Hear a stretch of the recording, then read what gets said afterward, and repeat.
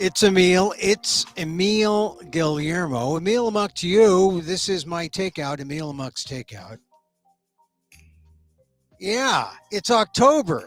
But the really good part of October is yet to come. October 15th, that's when things switch over. It's still National Hispanic American Month, I believe. I think that's what it's called. It's the colonized, the Spanish conquering warriors, and that goes from September 15th to October 15th, and then it switches to Filipino American National Historical Month. We get the latter part, I guess, to cleanse from the colonization, I think. Anyway, so a big month. I always love October because it is birthday month. It's also a lot of things happen. The high holy days are happening for the Jews. It doesn't feel like fall.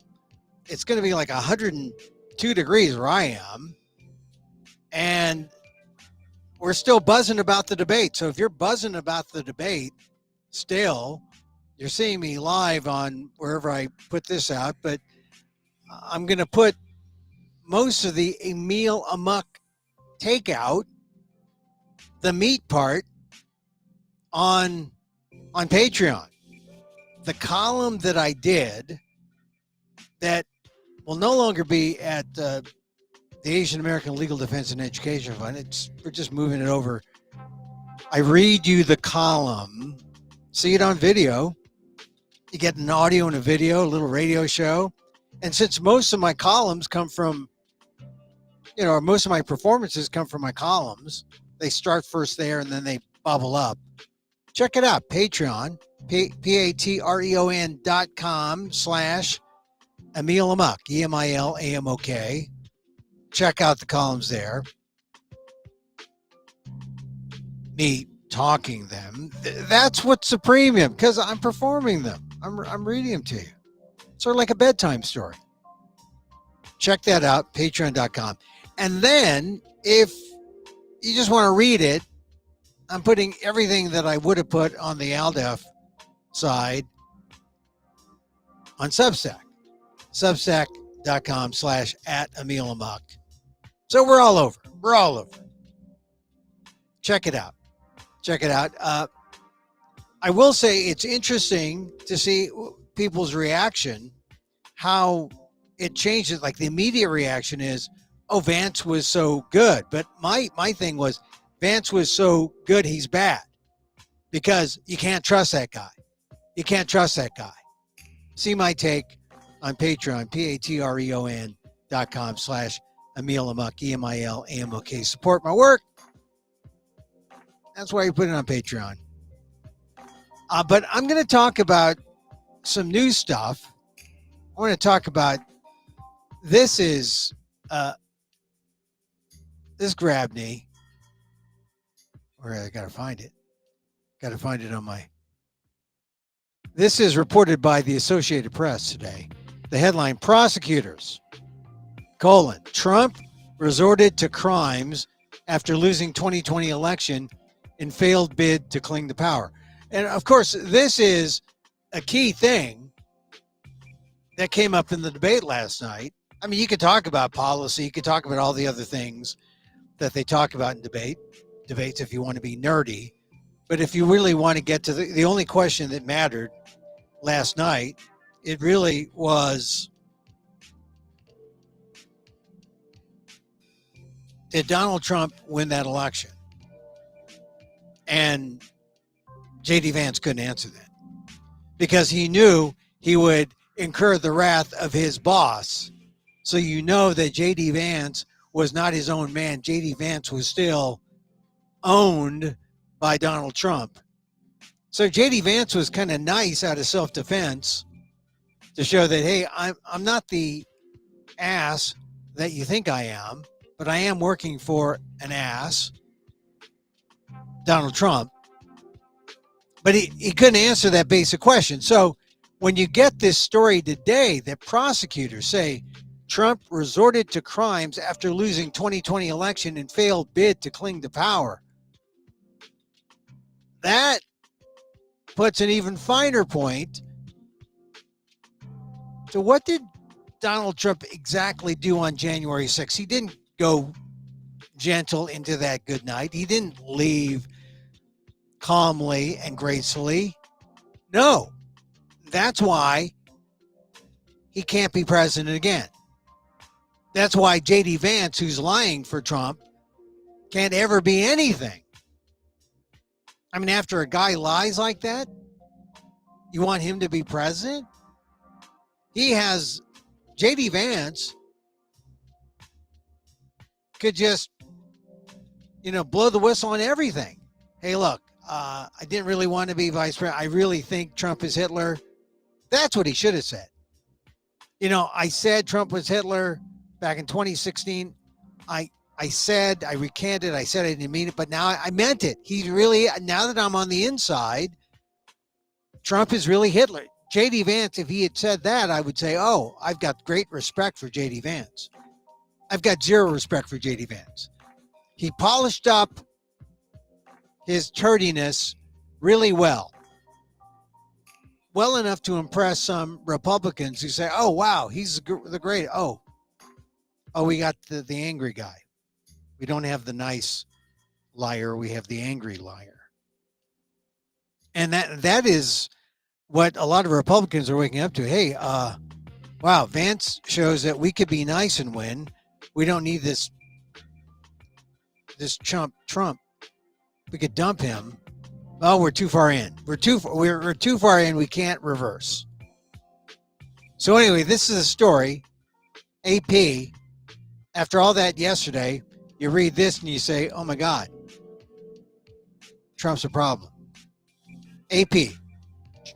This is from the AP today. Donald Trump resorted to crimes after losing the 2020 election. Federal prosecutors said in a court filing unsealed Wednesday that argues that the former president disregarded the advice of his vice president, Pence. Pence was trying to do a good patriotic thing. And other aides. There were other people who were trying to do the right thing. The prosecutors say the president disregarded the advice of those good people and is not entitled to immunity from prosecution over his failed bid to remain in power. Donald Trump resorted to crimes. That's a quote, resorted to crimes. The filing was submitted by special counsel Jack Smith's team following a Supreme Court opinion that conferred broad immunity on former presidents for official acts they take in office, narrowing the scope of the prosecution, charging Trump with conspiring to overturn the results of the election he lost to Democrat Joe Biden. The purpose of the brief is to convince U.S. District Judge Tanya Chutkan that the offenses charged in the indictment are private rather than official acts and can therefore remain part of the indictment as the case moves forward. This is key. If they are private acts, he did this privately, then they go after him. If they're official acts, he can put that over him and protect him. It's like a prophylactic. You can't get me. I can't get pregnant.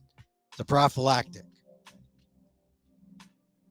When the Supreme Court opinion conferred broad immunity for official acts. But this is a private act, they're saying. Smith's team said, although the defendant was the incumbent president during the charged conspiracy, his scheme was fundamentally a private one. Adding, when the defendant lost the 2020 presidential election, he resorted to crimes to try to stay in office. Resorting to crimes. Funny, J.D. Vance didn't talk about those crimes yesterday. He could have. He could say, yeah, there were some crimes committed. Yeah, Donald Trump is just as bad as I thought he was in 2016. And yes, Donald Trump is Hitler. That I would have respected out of J.D. Vance. I didn't get that. I didn't get that at the debate. So the efforts to persuade those include, they're talking about people who tried to persuade Trump. It included efforts by Vice President Pence to refuse to certify the counting of the electoral votes on the afternoon of January 6, 2021. Oh, they're talking about the crimes. Trump's crimes include efforts to persuade former Vice President Mike Pence to refuse to certify the counting of the electoral votes on the afternoon of January 6, 2021. January 6th, it's the big thing. Came up in that debate last night. What happened on January 6th? Well, he tried to persuade Mike Pence. And Mike Pence would not do it. The filing includes details of conversation between Trump and Pence, including a private lunch the two had on November 12, 2020, in which Pence reiterated a face-saving option for Trump, telling him, "Don't concede, but recognize the process is over." So a face-saving option for Trump. Yeah, I'm not going to concede, but look, it's over. I'm still going to fight, but it's over. That might have been face-saving. He wouldn't have won. He'd still be seen as a creep. But now look at how far he's taken it. He is the standard bearer of the Republican Party. Maybe not for long. Certainly some people say, J.D. Vance did so well, maybe he should be president. Oh, don't say it. Bite your tongue. That's why some people are saying, hang J.D. Vance. In another private lunch days later, Pence urged Trump to accept the results of the election and run again in 2024. I don't know, 2024 is so far off, Trump told him. What'd you say? I don't know, 2024 is so far off. Let them eat dogs, let them eat cats. No, that latter part I made up. But he did say, I don't know, 2024 is so far off. But Trump disregarded Pence in the same way he disregarded dozens of court decisions that unanimously rejected his and his allies' legal claims, and that he disregarded officials in the targeted states, including those in his own party, who stated publicly that he had lost and that his specific fraud allegations were false, prosecutors wrote. So this is from Eric Tucker, AP. Big story. Trump resorted to crimes after losing 2020 election and failed bid to cling to power.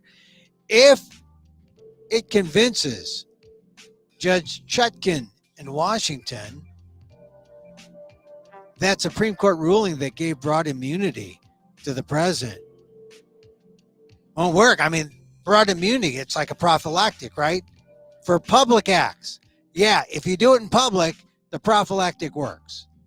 But if you do it in private, if it's a private matter, if it's a private act, that's what Jack Smith's folks are trying to say. You know what? I think it might work. I think it might work.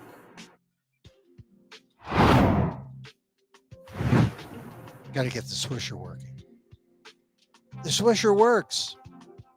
So anyway, so that's kind of the news that I thought was worth commenting on today. It's Wednesday. Check out the PETA podcast. I do that. And check out Patreon if you want to see my take on the vice presidential debate. Go to Patreon, patreon.com/Emil Amok, EMILAMOK. Also check out Substack, substack.com @Emil Amok. And those are all the places where you can get in touch with me, follow me, support me, please. It's good to see you all. I did one, and I'm doing this because, as you know, my column is no longer being posted on the Aldef blog. On Aldef, I'm we've amicably parted ways. But here you see my column, and there it is. And the column has me, WDAAAT. What does an Asian American think? I mean, that's what we've been talking about here on Emil and Amok's Takeout. So what does an Asian American think? Check it out, substack.com/@Emil Amok, EMILAMOK. Or see me read the column at patreon.com/Emil Amok, EMILAMOK. This last column, however, I must say, I is not, since it's on Aldif, I don't put it on Patreon. But it just talks about my life and how I always thought that WDAAT, what does an Asian American think? That was always the goal of an Asian American opinion column after I left NPR. I talked about working for Norm Mineta, and then I found that I really couldn't be his voice, because that's what you are when you're a press secretary. You're the voice of the guy. He's your boss. I couldn't be that voice. I had to be my own. So I crossed back over. I worked at a television station in DC. I was an anchor. Pretty good gig. I did talk radio in DC at the same time, but I wasn't on Rush Limbaugh's station. And then I thought, hey, the perfect blend is the column voice, the column. And that's when I met Margaret Fung, who's the executive director, now the outgoing executive director of ALDEF, the Asian American Legal Defense and Education Fund. I met her in 2010, and she said, yeah, let's put your column on our site. And for 14 years, 855 columns, 1,200 words on average. That's nearly 1 million words. Now, a tiger mom might say, Emil, you could have written a dozen 80,000 word romance novels. I know. I still might. But the job was WDAAAT. What does an Asian American think? And that's what I did in those 855 columns. So check out the ALDEF blog, see those columns, and see why you ought to support me on Substack and support me on Patreon. And then I also tell an interesting story about being in Vegas and the comedians I met. Atul Patel, funny guy from Minneapolis. I met him. And, like Asian Americans, we all look much, much younger than we are. Atul's an MBA. So, he started comedy at the right time. And I hope we do some shows together. He's out of Minneapolis. But he's Indian American. We had a good time just chatting, hanging out. Another fellow I met, JP Lambiers, French name, Italian American parents, Korean adoptee. And once again, thanks to his Asianness, JP's older than he looks. Or maybe I should say he looks younger than he is. Maybe he looks Asian. And he's funny. He's had a good life until, he had a long-term romantic and business relationship turned sour. So now he's on the road doing comedy, city by city, but not like going to a city one night, going to another. He's like hanging out. Hung out in Austin for a while. I think he's still registered to vote in Austin. And now he's hanging out in Vegas. But it was great. I enjoyed talking to him. We talked about politics because I was writing a column at the time. And I asked him how he felt about politics. And he was really adamant. He said, I don't know anything about politics. He said, I didn't even know who Kamala was. And he was so apolitical. I said, shouldn't you vote if our democracy's at stake? And he said, if I don't like the way things go, I'll move to another country. I believe him. But I told him he has a voice. He should vote. I don't care who he votes for. He should vote. Voting is the thing. He said, what am I going to do? I'm one voice. I don't see any bearing or weight on my voice. I mean, his comic voice, yeah, certainly. Just not his political voice. And I said, are you sure? And he said, I got involved at one point, and man, I got infuriated with the stupidity of America. Stupidity drove him to comedy. He said, I get upset with ignorance and stupidity, and I got really angry when I heard opinions and points of views, and I said, man, this is going to wear out my mental health. Well, he's still saying, I talked to him at length. He turned to comedy in self-defense of others' political stupidity. Keeps him smiling to make people laugh. Politics brings out the worst in people, he told me. I live in bliss. And yeah, I get it. One man's view of how humor, how comedy works in society. Don't get canceled, don't make waves, make everyone laugh, make everyone forget. But I have always seen humor as a tool that was part of politics. It's the freest of free speech forms. It ridicules the powerful, creates a catalyst for change. It's not just entertainment.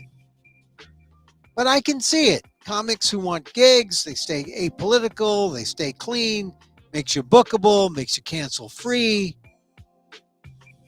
Still, you should vote. You should vote, especially in this existential election year. Let my column on the ALDEF blog, my final column on the ALDEF blog, be one that encourages you to vote. It's a must do. Your voice matters. Democracy matters. I'm sure whatever the result, in a month or two, there will still be room for comedy.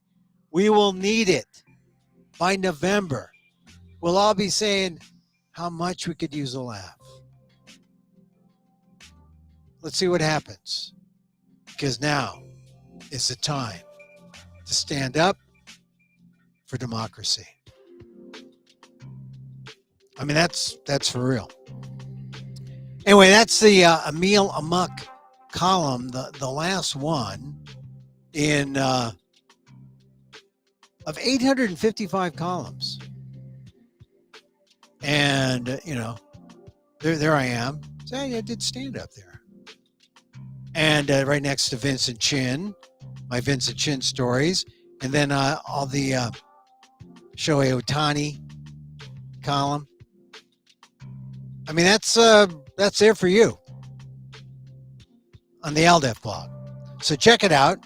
And then if you want to see more, check out Substack.com at Emil Amok. And if you want me to read to you, Patreon.com/Emil Amok, EMIL-AMOK. The first one's up there. I talk about the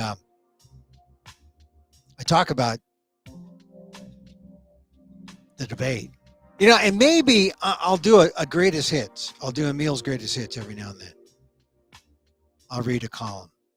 Because, like I said, a lot of my columns come from, or a lot of my shows that I perform in person come from my columns and essays. So check it out.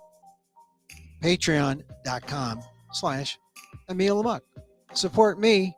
I'm here for you. All right. I should swish out. You know, I did this. The last couple of weeks, I got into laughter yoga. And people said, Emil, what is laughter yoga? You know what? I'll talk about it tomorrow. But rest assured, it's a fun thing. And I'll leave you with this. The air coke move, where you snort up your left nostril, and you blow out your right nostril. So it's like you can do it with one hand. Two is more. So blow in, inhale with your left, and then exhale with your right. And I'm told what it does is it gets the nitric oxide in the back of your nostrils going so that it expands or dilates the endothelial linings in your heart vessels, gets the blood pumping, gets you energized. I learned it from the laughter yogi himself, Dr. Madan Katarian, studied with the Mumbai master of laughter yogi or yoga, and I became a certified laughter yoga leader, a certified yogi. So here's the thing. If you laugh and you wait for a joke and the joke isn't there, you don't get the benefit. So the idea is just laugh. Just we end this with a 1 minute laugh. Can you laugh for a minute? I mean, I'll time us. So if you can laugh for a minute, that's the beginning. You can make it an ab exercise too. You pull here from the belly and you go, hello, ha, ha, ha, ha, ha, ha.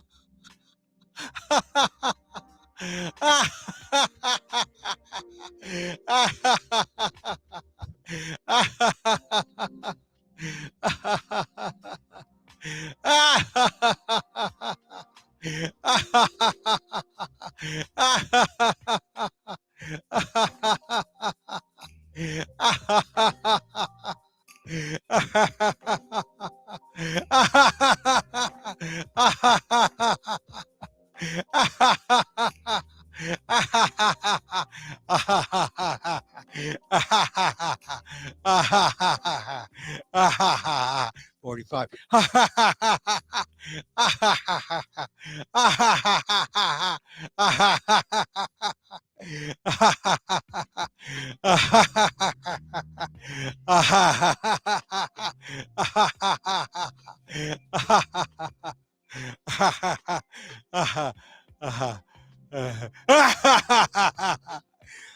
That was 105 seconds. I'm telling you, it works. It gets your breathing and your laughter from the belly, deep breathing, belly laughs, goes up to the body, oxygenates, gets through your head, and it releases the serotonins, the oxytocins, the dopamines. You are energized. And a lot of people say they feel healthier. They feel healthier. And they're not waiting for the comedian to land the punch. They are just laughing independent of the punchline. And that is the gift, the true gift of laughter yoga. I'm convinced. I feel not only does it justify all the bombing I do on stage, and when I do stand, I don't bomb that much. No, I don't bomb at all. But it just says, hey, why wait for laughter? Or why wait for the joke? Why wait for the punchline? Just laugh. Just laugh. That's what we do. It's a just laugh. And then we meditate. You got to do it for at least a minute. 5 minutes is good. A good session is anywhere from 10, 11 minutes. But if you're in a pinch, you can, laugh for like a minute every now and then. Like pull in that ab. Pull in your abs. Belly laugh for the diaphragm. Breathe in. Hello. Ha ha ha ha ha ha. Right? Breathe in. Inhale. Nose. Hello. And then in, out. In, out. telling you, it works. It works. Cool down. A little metta, M-E-T-T-A, loving kindness meditation. Because love makes the world go round. Is that a heart or is that a kidney? Or we know that that's your large intestine, I think. No, that's heart. The large. Okay. So, as I wish for me, I wish for you. May you be safe. May you be happy. May you be healthy. And may you live with ease. Hey, we're going shorter on these YouTube ones. Essentially, Emil Amok Radio. The Emil Amok Takeout, the podcast, we'll put up weekly on Patreon. And we'll also put up the column reads. Come join me. I will join a special tier, and everything I do, I'll put on there on Patreon. But it's the new era Emil. The new era Emil. I'll have a show that I'm announcing in November. Check that out at the Marsh on Monday, the Monday before election night. That should be fun. All that coming up. Yep. I'm Emil Guillermo.